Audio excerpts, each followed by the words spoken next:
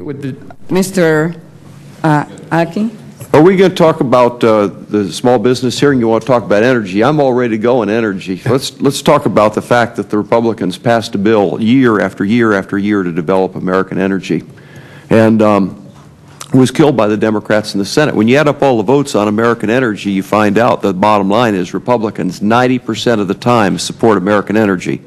And Democrats 90% of the time have voted against all different kinds of things, from ANWR to nuclear to recycling nuclear to coal shale. Would the gentleman yield?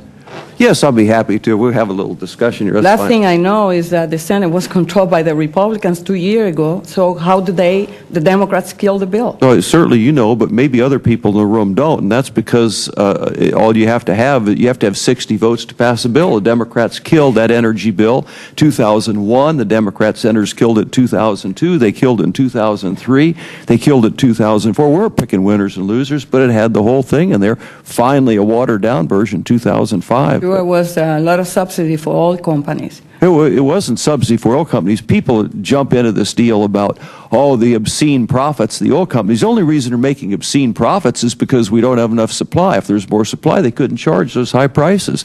So what we need to be doing is developing American energy in a whole lot of different forms. But I didn't really have a question for a witness, actually, Madam Chair, but I just thought we'd talk about that a little bit if you want. That was it? Okay. Mr. Davis? Thank you, Madam Chairwoman, and I do appreciate the panelists being here. And as you can see, energy is on a lot of people's minds here in Congress, and I think it's on a lot of people's minds across America. It's definitely on people's minds back in East Tennessee. Just a month ago, I met with Earl Humphreys, who owns Lawn Boys Lawn Care Center, and he's talking about having to close his business because of the high cost of energy. Since you're here to testify, and could you tell me what energy costs actually does to each one of your industries, and what would happen if we could actually become an energy policy that would bring it down from $4 a gallon maybe to $2 a gallon, where it was when the Democrat majority took over last year?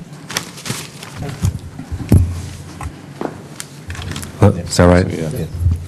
I can just say that it has energy policy. I mean, energy prices have a huge impact on the textile industry. We're a very large consumer of energy because of the weaving, and particularly the dyeing and printing of textile materials require enormous amounts of energy. So when they go up, and they don't go up overseas, and I don't want to keep bringing China in, but they are our biggest competitor, and China starts increasing its subsidies for energy, as I think has been well documented by the steel industry, that China is now subsidizing the electrical costs for its manufacturing sector by hundreds of millions of dollars a year. We become less competitive. But I would like to mention, I don't know about the bill and about the small business energy upgrades. We have a very large mill in Tryon, Georgia, one of the most impressive mills in the United States, one of the largest mills, and it makes apparel, yarns, and fabrics, goods for the U.S. military. And they cannot afford to upgrade to get more energy efficiency out of their furnaces. And they know how to do it.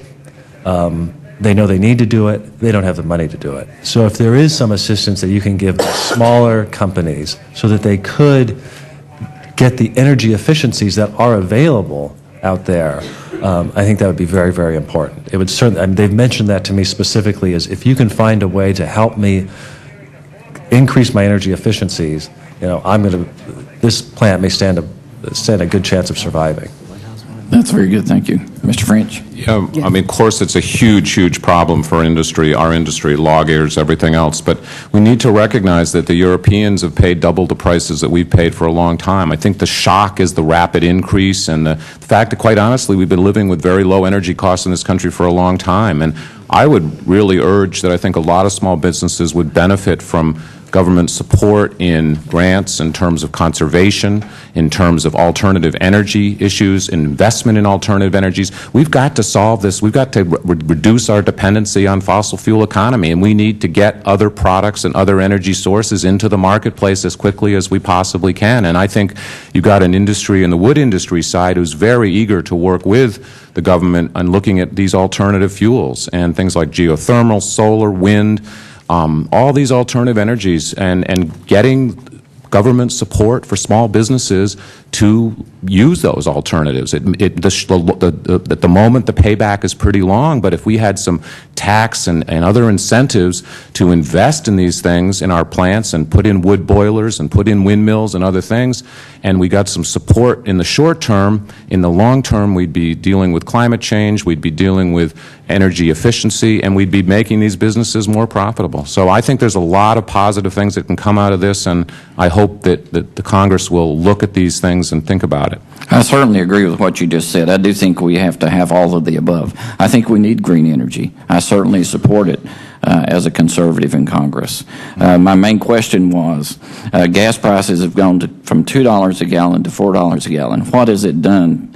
What impact has it had on the Hardwood Federation? It's had a huge negative impact on particularly the internal cost of fuel and the diesel increase in such a rapid way. Has it cost jobs in your industry? It's cost jobs in our industry, yes it has. We need an energy policy. That was my point, and I yield back.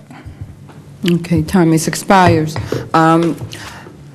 Mr. Johnson and Mr. French, as part of the H.R. 6 bill that we passed, an energy bill, we included in that package a legislation that we reported out of this committee, and it was a well thought out package that includes financial relief for small businesses to purchase technologies that would allow for them to bring those prices down. And this is the time to implement it.